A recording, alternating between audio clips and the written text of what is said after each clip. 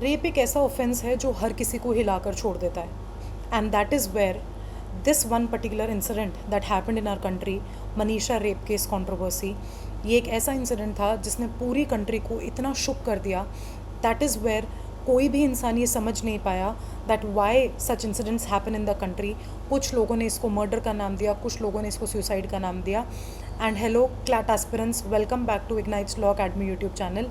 आज इस वीडियो में मैं आपको बताने वाली हूँ कि मनीषा रेप केस कंट्रोवर्सी क्या है, क्या हुआ उसके साथ, और उससे रिलेटेड हम एक लीगल पैसेज भी फॉलो करेंगे सो दैट अगर आपका क्लैट में इसके रिगार्डिंग एक पैसेज आ जाता है तो आप क्लियरली उसको एक तरीके से सॉल्व कर पाओ, राइट। सो क्या है बैकग्राउंड इस केस का? Recently report surfaced about a rape case in Bhiwani, Haryana involving a victim named Manisha. ये भिवानी हरियाणा का केस है. The incident has drawn shock because it is reportedly one of the first high profile cases in that region in years. And when I say I belong from Bhiwani, yes, that is where I say that मैंने 25 years of अपनी life में पहला ऐसा एक high profile case देखा है अपनी ही उसमें रीजन में होता हुआ, because it is one of the safest towns, if I would say, because in my 25 years I never ever heard any such incident about women's safety or any such rape case happening in the surroundings, raising concerns about women's safety, law enforcement and community attitudes, right? So that is where it shocked all over the country because it was such a heinous crime that happened. The controversy lies in not just the brutality of the crime but also in the failure of society and institutions to ensure safety for women even after 79 years of independence. इतना society का failure है, इतने institutions का failure है कि इतना brutal crime हमारी country में एक विमेन के अगेंस्ट होता है even after 80 years of independence. इतने साल की इंडिपेंडेंस के बावजूद भी there are so many incidents that are happening against women. And why that her bar rape का जब भी कोई सिनेरियो होता है तो बस ये सुना जाता है कि उस लड़की ने छोटे कपड़े पहने थे, that's why she was raped, she was roaming late in the night, that's why she was raped. But इस लड़की ने तो सलवार सूट पहना था, ये लड़की तो दिन दिहाड़े इस लड़की के साथ रेप हुआ है. Why did that happen? what is that one particular thing that made it lead to the Manisha rape case? And that is something that we are going to see in today's video. Detailed legal analysis of the Manisha rape case. The Manisha rape case in Bhiwani, Haryana represents a grim reminder of the persisting gaps in women's safety and justice despite strong legal frameworks in India. It highlights the intersection of constitutional rights, criminal law, evidentiary standards and victim protection. ये सब उन चीज़ों के against है जो हम इस case में देखते हैं कि कॉन्स्टिट्यूशनल राइट्स एक इंसान के वायलेट हुए, पूरा एक क्रिमिनल लॉ हुआ, पूरा एविडेंशरी स्टैंडर्ड्स, कोई एविडेंस नहीं मिलना, उसके बाद एकदम से एविडेंस मिल जाना, पोस्टमार्टम रिपोर्ट पहले रेप आना लेकिन उसके बाद दिखाना कि पर्सन ने सुसाइड किया है. विक्टिम को हम किस तरीके से प्रोटेक्ट कर रहे हैं, ये केस पूरा उस सब्सटेंशियली उससे अलग है. Because every time any rape happens that जिसमें एक हाई प्रोफाइल मर्डर हुआ है, जब वो क्लियरली दिख रहा है उसको सुसाइड का नाम देना, this is what our country holds for the women of the country. क्या एक पॉलिटिशियन या कोई भी हाई प्रोफाइल बंदा जो इस चीज़ में इन्वॉल्व है उसके लिए आप एक पर्टिकुलर पर्सन को जस्टिस नहीं दिलाओगे and you will name that particular thing as a suicide? From a constitutional standpoint, rape directly violates Article 21, right to life with dignity, a fundamental right upheld in the several landmark judgments, including Bodhisattva Gautam versus Subha Chakraborty and the Nirbhaya case, Mukesh versus NCT of Delhi 2017. इन सब cases में ये constitutional stand point है कि हर एक लड़की को right to life with dignity जीने का अधिकार है. फिर क्यों ये ऑफेंसेस हमारी कंट्री में हो रहे हैं? The act also undermines article 14 and 15 which guarantee equality before the law and prohibit gender based discrimination. इतने सारा डिस्क्रिमिनेशन हो रहा है, इतनी सारी चीज़ें हो रही हैं विमेन के against, irrespective of the fact कि वो कौन से कास्ट कौन से रिलीजन से हैं, इर्रेस्पेक्टिव ऑफ द फैक्ट कि उन्होंने क्या कपड़े पहने हैं. Every time the women are being alleged to such offences. Under the Indian Penal Code section 375 and 376 define and punish rape, prescribing rigorous imprisonment for at least 10 years, extendable to life with harsher provisions under 376D for gang rape. In cases where the victim is a minor, the POCSO Act 2012 provides even stricter safeguards. तो ये आपको ध्यान रखना है कि rape के provisions क्या हैं. ये आपसे डायरेक्टली पूछा जा सकता है आपके क्लैट और एलेट एग्जामिनेशन में क्लैट में आपके लिए पैसेज आ सकता है और एलेट में आपसे डायरेक्ट प्रोविजंस पूछे जा सकते हैं because this rape has gained controversy. तो आप 100% इससे एक क्वेश्चन एक्सपेक्ट कर सकते हो इस बार आपके लॉ एंट्रेंस एग्जामिनेशंस में। 100% very very important paragraph for you to remember. The CRPC ensures mandatory registration of FIR in such cases, Lalita Kumari versus Government of UP, and mandates speedy investigation and trial. The Indian Evidence Act Section 114A presumes absence of consent if the survivor asserts it's placing the burden on the accused to disprove. आपको ये presumption लगती है आपके ऊपर कि person का consent नहीं था।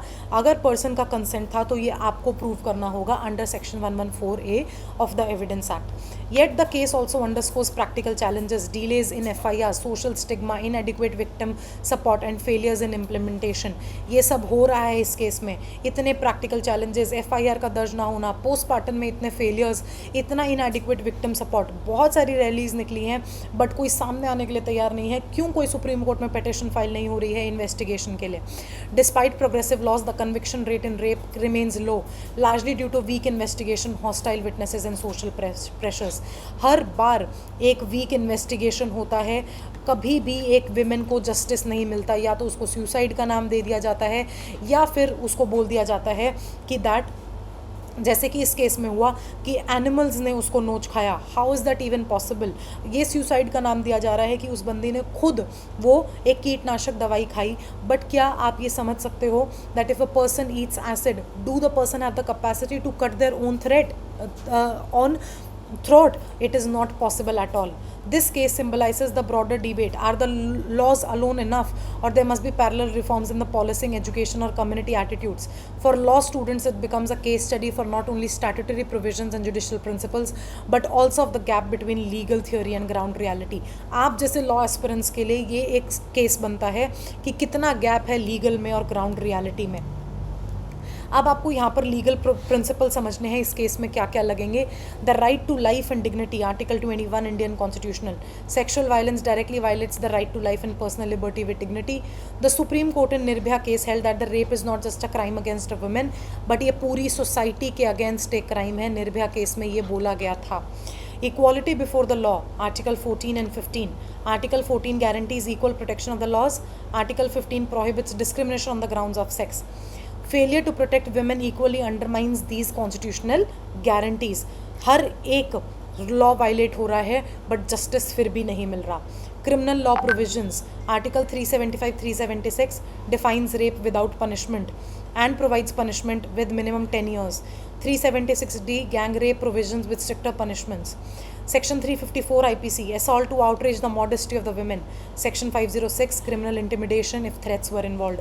ये सब आपके चार्जेस लगते हैं जब भी कोई रेप जैसी चीज़ होती है। एंड इसके साथ जो पनिशमेंट है वो भी इतनी सिवियर पनिशमेंट प्रोवाइड की गई है। बट फिर भी क्यों हमारी कंट्री जस्टिस प्रोवाइड नहीं कर पा रही? Just the question lies in the weak investigation.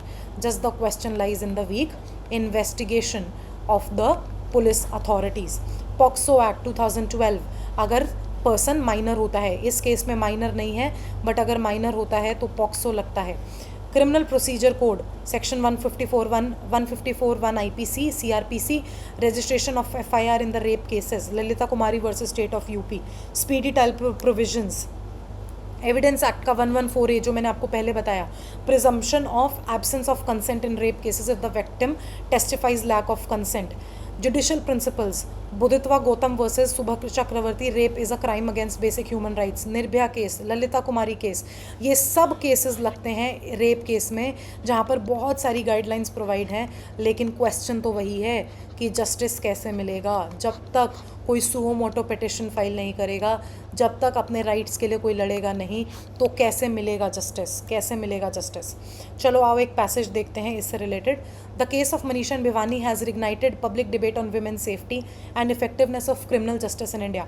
Minded direct passage, ऐसा ही पैसेज आपके से क्लैट में पूछा जा सकता है। Despite stringent laws including article 375 and 376 of the Indian Penal Code which criminalise rape and prescribe severe punishments, such incidents continue to occur. The Indian Constitution reinforces protection through Article 21, guaranteeing the right to life and personal liberty with dignity, Article 14 and 15 which ensures equality and prohibit gender-based discrimination. Procedural safeguards further strengthen these protections.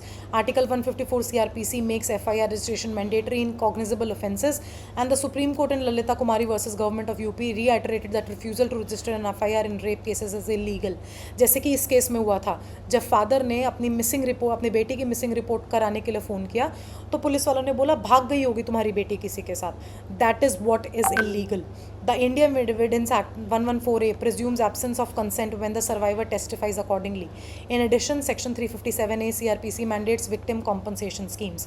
However, challenges remain in implementation. Survivors often face delayed investigations, hostile social environments, and lack of adequate support. कुछ भी नहीं मिलता है victims को. This reflects the gap between law on paper and reality on ground.